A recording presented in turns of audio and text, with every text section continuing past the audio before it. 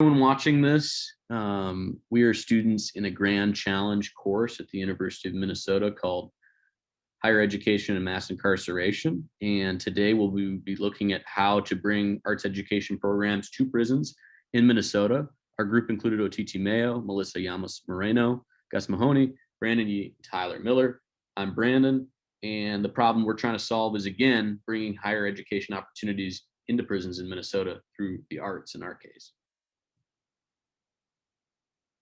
So one of the first things we did in our presentation to our class was we asked who creates art.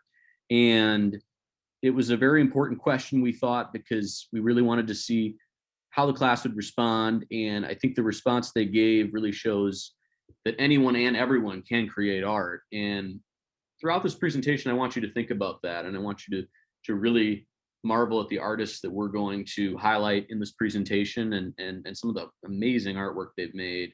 And I think it's going to be really cool to just show you how these programs have really blossomed in the last decade. And Tyler will give some of our background on how we think arts education helps those who are incarcerated really thrive.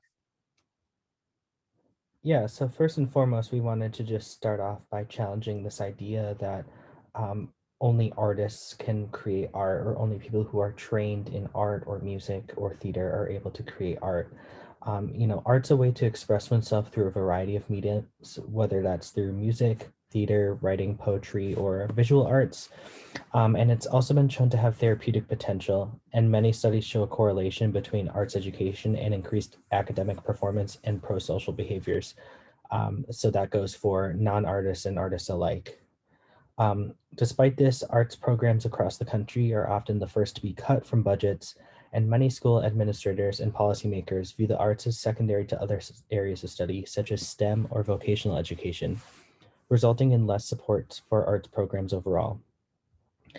In the United States prison system, programs in creative writing, music, theater, and visual arts have already been shown to have positive impacts on self-expression, cultivation of healthy relationships, stress relief, and emotional healing and growth, which supports the idea that arts education in prisons can lead to meaningful changes in the attitudes and behaviors of incarcerated individuals. In our project, we chose to analyze existing primary literature that demonstrates the benefits of arts education in order to better understand why arts education to continue to be a priority for the Minnesota Department of Corrections and the University of Minnesota. We also looked into the history and current state of arts programs in prisons in Minnesota and the US to identify ways that the University of Minnesota can contribute to arts education in the future.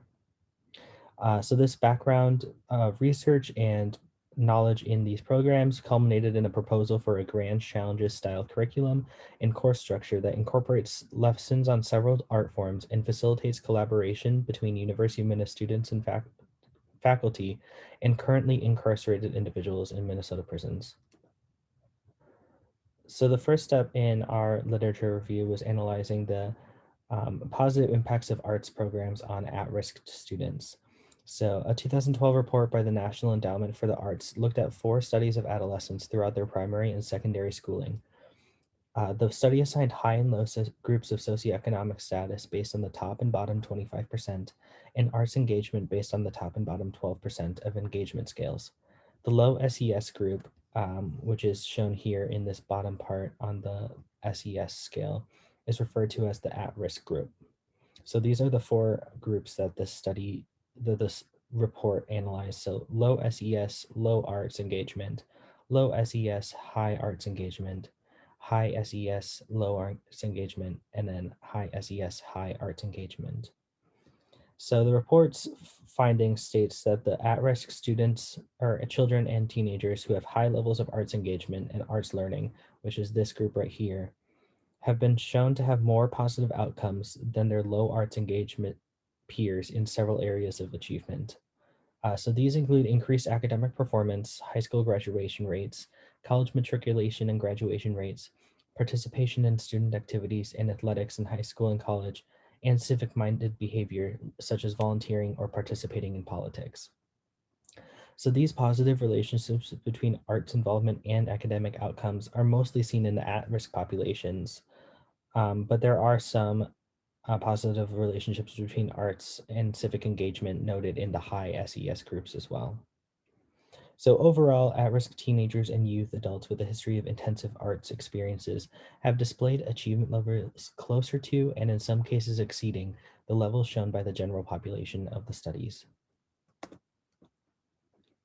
So I've already mentioned that arts programs and education have been shown to have positive impacts on, self-expression, cultivation of healthy relationships, etc.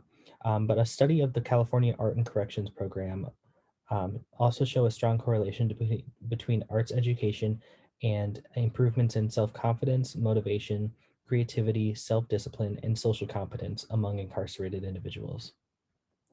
So this study, this figure right here kind of shows the survey questions asked about the participants based on self-confidence, motivation, and it breaks it down into the time that they've been a part of this program. So 1 or less years, 2 to 4 years, or 5+ years.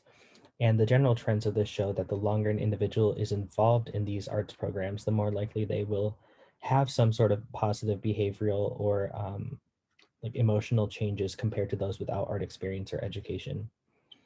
Additionally, arts involvement with has been shown to have benefits for behavioral aspects of incarcerated individuals as well, which resulted in decreased disciplinary actions in the participants group compared to the overall prison population.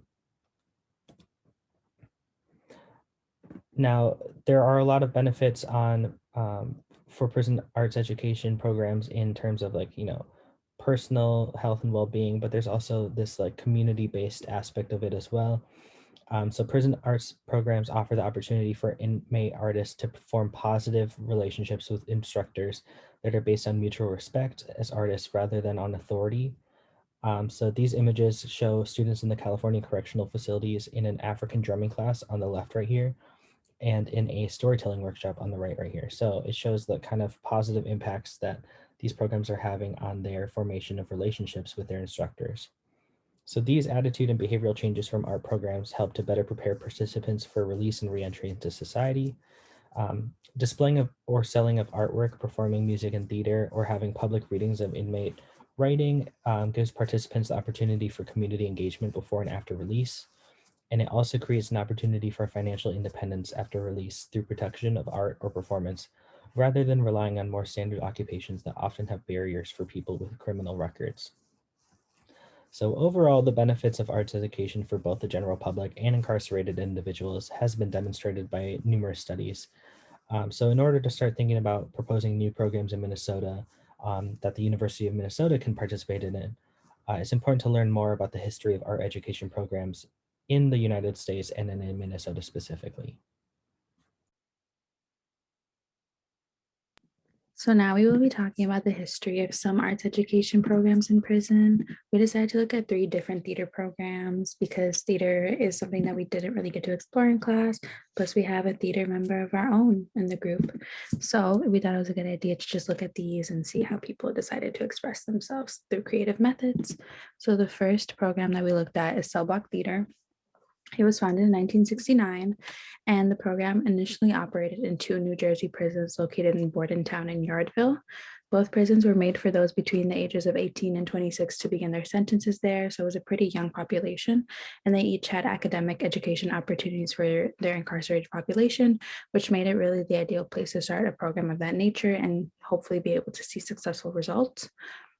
So they decided to start their Crucial Bridge Gap Therapy Project curriculum, which is a 4-month full-time program, and it was meant to change the attitudes of people with criminal records, as well as to place the incarcerated individual in an attainable job post-release.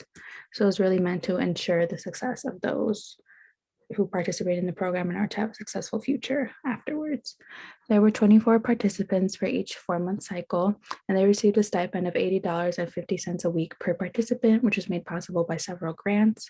This was not very common in the past and still isn't at all today. So this is a pretty good salary. So the program did cease operations in 1981. As the director of the program decided that it was best to move on because he wanted to move on with his theater career, which is definitely met by a lot of pushback because people really loved the program and what it was doing. As you can see up in the upper right corner, the New York Times did an article actually on cell block theater. And a lot of people really enjoyed the program and what it was doing, but all good things have to come to an end eventually. And the next program that we looked at was a Theater for the Forgotten, which was founded in 1967.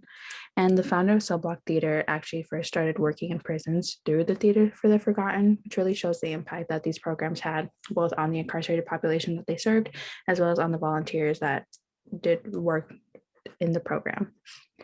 And at first, the program did face struggles because there was a high turnover rate of the incarcerated individuals that participated within its workshops. So there wasn't really a chance to build a strong personal connection between the volunteers and the incarcerated population, as well as for the incarcerated population to be able to learn as much as they hoped they would.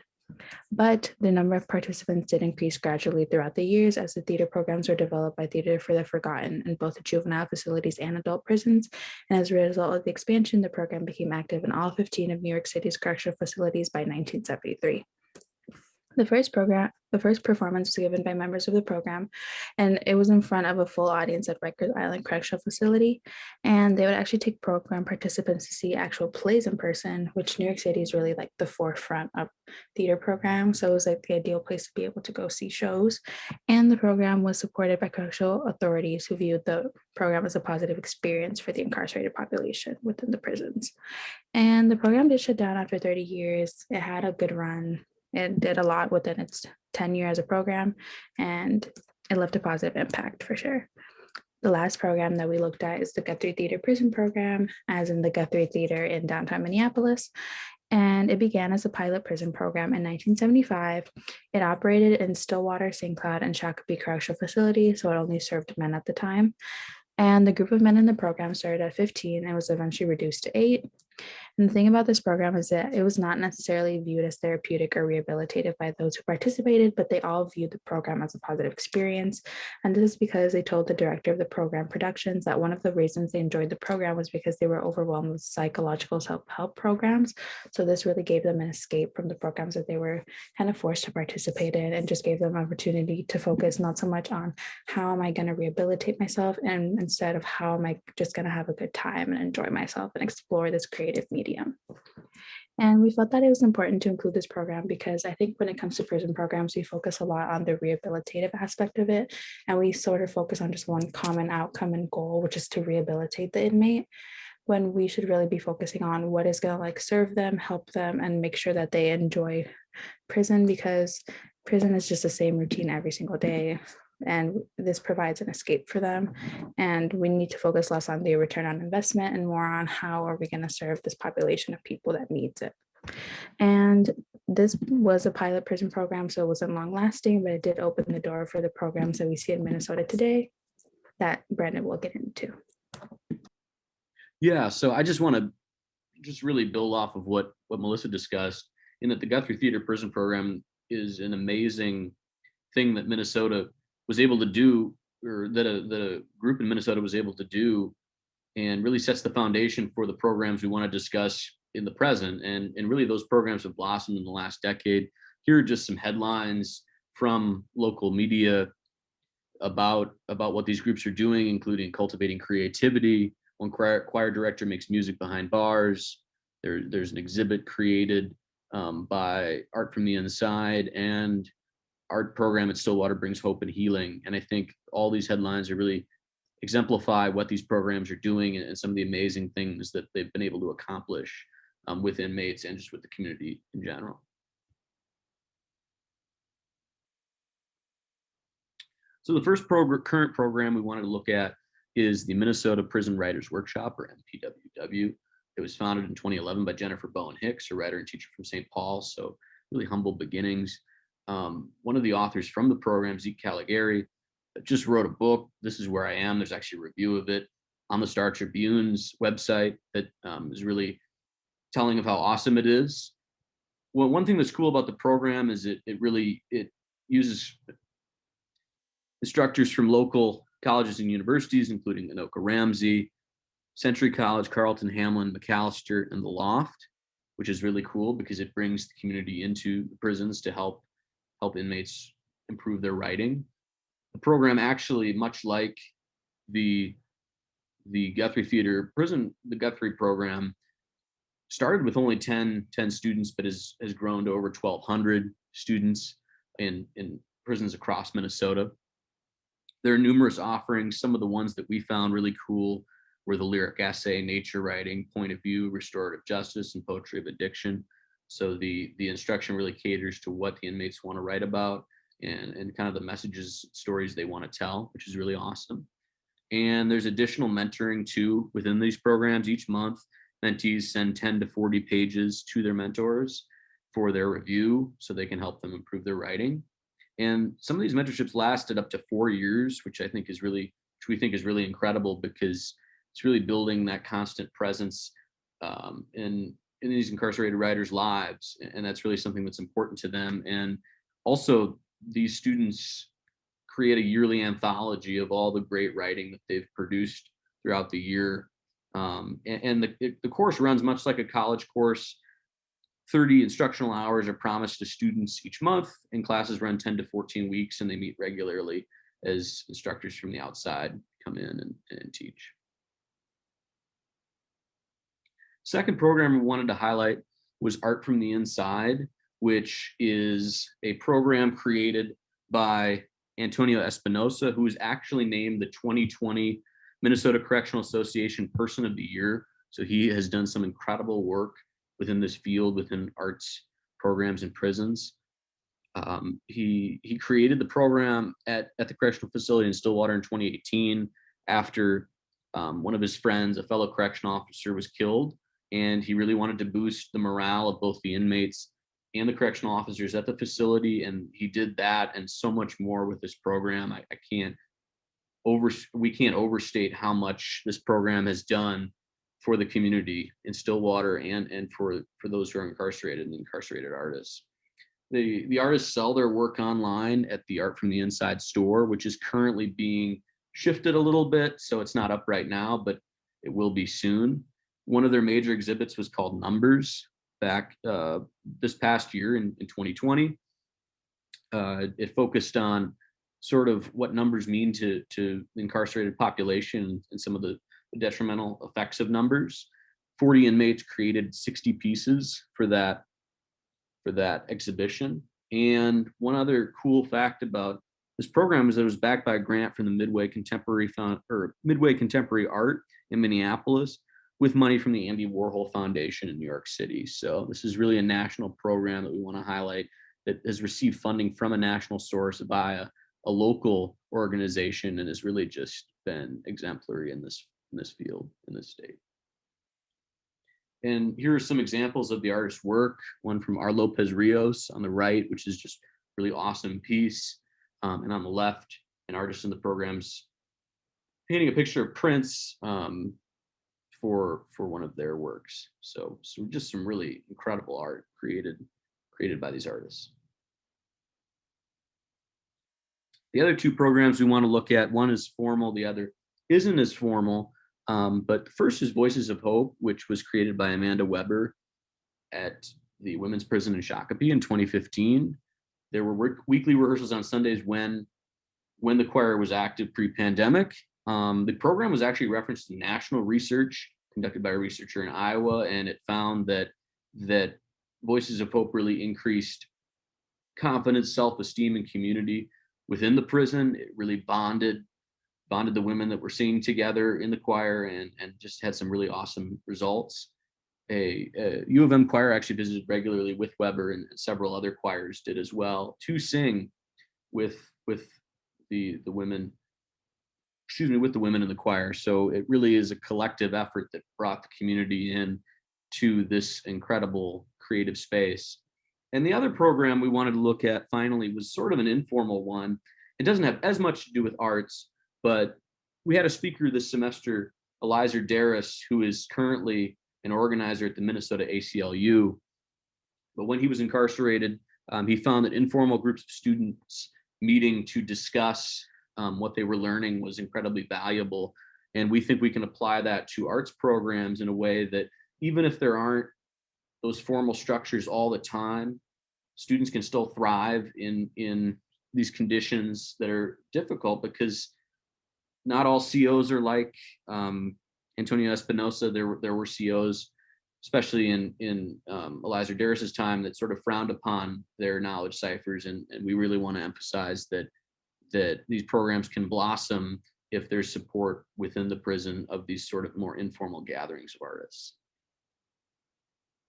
And we just want to emphasize here at the end that knowledge ciphers aren't just things that maybe you think happen on a college campus in a library, but knowledge ciphers can happen anywhere, between artists that want to be creative and want to create with others.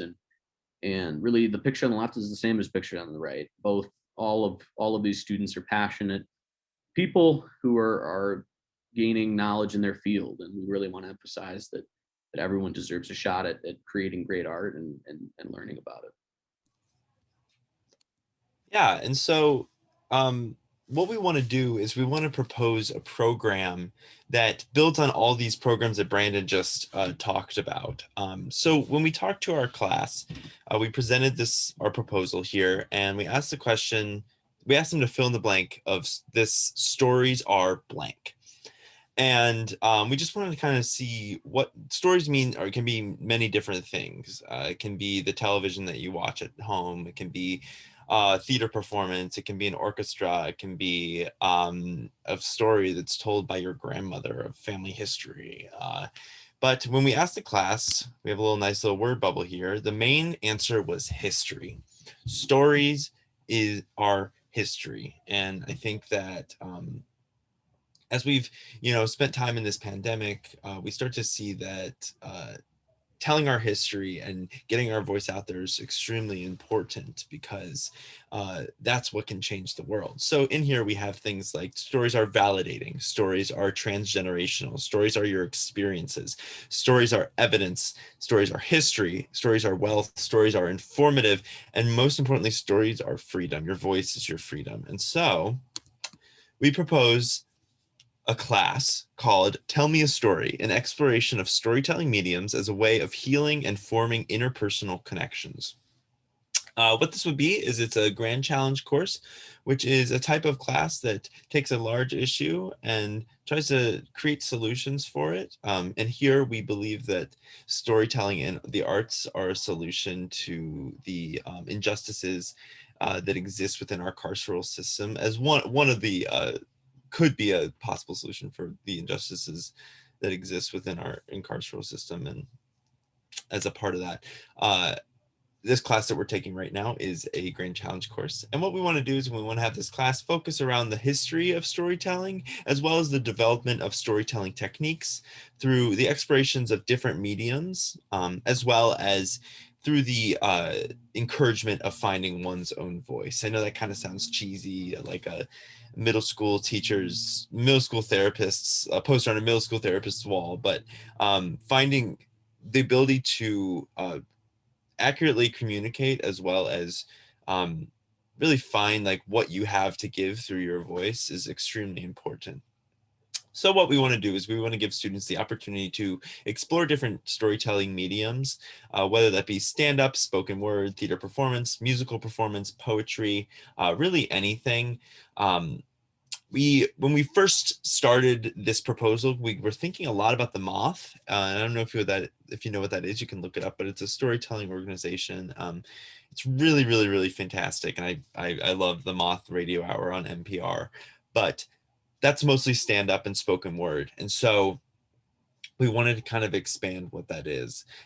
Everyone has a different medium that they can tell stories through. For instance, for me, I'm an actor, therefore theater performance is my medium. But I would love to have a space in college where I could have the opportunity to explore the other mediums. I'm not a poet. I don't write poetry. If you read my poetry, you'd be scared. Not scared. It wouldn't be very good. But I would love an opportunity to have a space where I can fail big, basically have an opportunity where I can, try poetry. And if it doesn't work out, it doesn't work out, but I have the opportunity to keep growing. Talent and drive are two very different things. So we want to give people a space where they can fail and kind of have a cohort of artists. Most importantly, we want this to be a class that happens both here at the University of Minnesota and also inside the prison. with the incarcerated artists. And I think that what we want to do is we want to create a collaborative partnership between the two classes so that we can really find community. I think art is the biggest form, is the best way to form community. And so I think that this is a great opportunity to not only have people, other artists from different places, really supporting and uplifting your work and giving you feedback, but also kind of finding a community of artists, as student artists at least. Um, this class will look into the history of storytelling in different cultures. I think learning history is very important in order to build technique, and also to explore kind of maybe not just Western ideals of storytelling, but really kind of expand what storytelling has meant to people throughout the ages, from sitting around a fire telling stories to make sense of the world thousands and thousands of years ago, to soap operas, kind of all the different forms of storytelling. And what that will be is we'll have the history side, and then we will also have an intentional storytelling experience. And so you can kind of, you can check out different mediums and play with the different mediums. The class will culminate in a final performance sharing, in which the two classes will come together and share, or have a night of storytelling and sharing. The stories will focus around a specific issue, which is up to the teacher. But what that will do is we can use this issue to create a sense of healing between the two, within the artists. Yeah, so really it's just stories are history, stories are healing. And so I'm going to pass this on to OTT, who will give kind of the more the nitty gritty of this class. So like Gus mentioned, I will be discussing the administrative elements to our class proposal. Firstly, our class will be in an inside out format. We felt that after hearing Dr. Bahia Muhammad speak, and after looking further into programs of a similar style, like the one shown here from the University of Georgia, this was the best option because it seems as though there are a lot of benefits to pushing traditional non-incarcerated students outside of their comfort zones, while also fostering feelings of being in an actual classroom for those that are behind bars. We also believe, and Dr. Muhammad spoke on this, that this format has a lot of benefits for both students, including creating an environment where all students are put on an even playing field. And we also feel that an added benefit for outside students is that being able to have firsthand exposure to underserved populations breaks down barriers. On a personal note, being able to hear from individuals who were formerly incarcerated during GCC 3042 was instrumental and created a deeper understanding of the material, and I was able to feel and relate to all of them on a human level.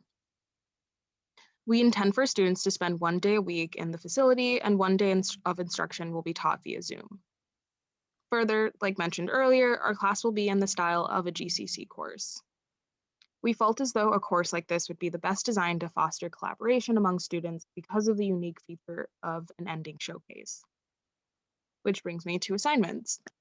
We really like the 3-2-1 format, so we implemented that into our assignments. The 3-2-1 format asks students to write down 3 takeaways from what they've learned, 2 discussion questions that they would like to bring up during class, and 1 thing that is still unclear from the material.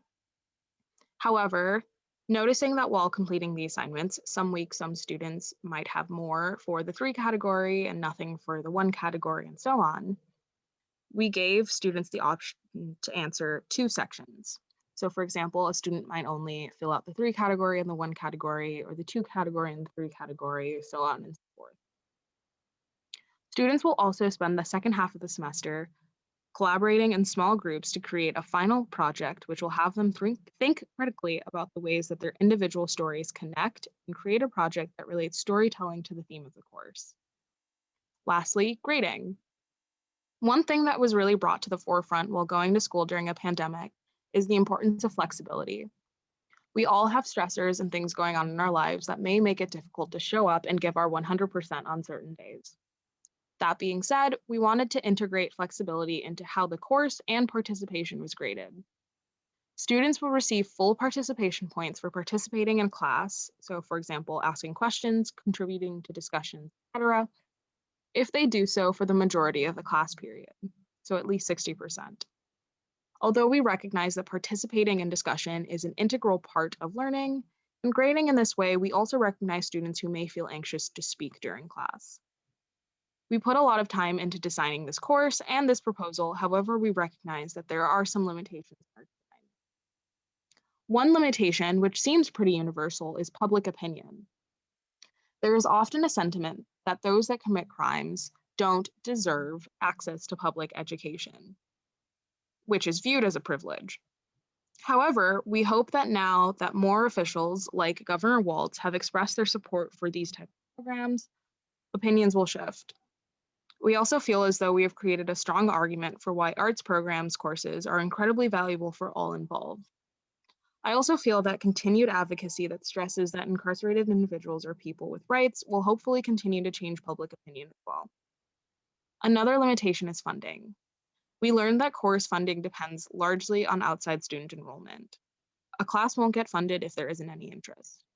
However, we feel that a class that belongs to the GCC category will increase the chances of students being interested. Additionally, as a GCC course, it may be able to draw from a central pot of money that contributes to their funding. We also feel that with enough advertisement and promotion of this course, this will also increase interest. Lastly, if the course is able to fulfill a liberal education requirement, this will also incentivize students to enroll. Related to the funding are the logistics of the course. For example, transportation to the facility, train security, and finding professors who are not only qualified on paper to teach the course, but also have the ability to work with students from diverse backgrounds and hold intentional safe spaces for recognizing individual trauma. We understand that a course like this may have a lot of faculty interest, but not everyone who wants to teach should be allowed to teach.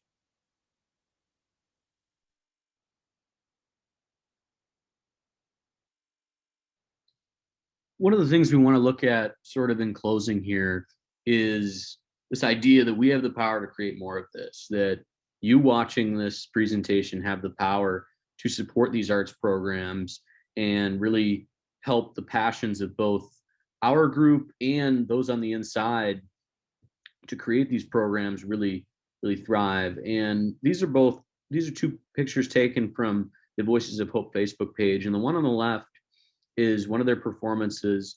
And notice that everyone is wearing the same shirt and everyone is part of the same community, both members of the outside choir visiting and members of the women's choir at Shakopee. And I think that is an incredible image just to show the power of community when it comes together and when artists of all different backgrounds are in the same room and can sing and create art together. The picture on the right just shows what we were talking about earlier with how these programs give confidence and self-esteem and build community with inmates. And they don't have to be these major self-help things, but they can just be these really positive events in the lives of these incarcerated students and artists. And one thing we'd like to say in closing, taking a page from Dr. Seuss, is unless someone like you cares a whole awful lot, things aren't going to change. They're not. And while it's amazing that we have single people like Eliza Darris, like Amanda Weber, like Antonio Espinosa, like Jennifer Bowen Hicks, a lot of these programs were created by one person, but we need more than one person to grow them and to help them become even more impactful in their communities. And we want to implore you to join us. These students have so much passion for the art they're creating, for the things they're learning. And if you can provide the same amount of passion supporting these programs, there's really no limit to what we can do and accomplish with our arts programs proposal in prisons. We have an awesome class that we think is really going to help build the university community within prisons in Minnesota. And we implore you to support us, and we hope you share our passion and you learn something from this program. So once again, thank you. These are our references. Thank you out there for watching, and we hope that you share in our interest in making this happen.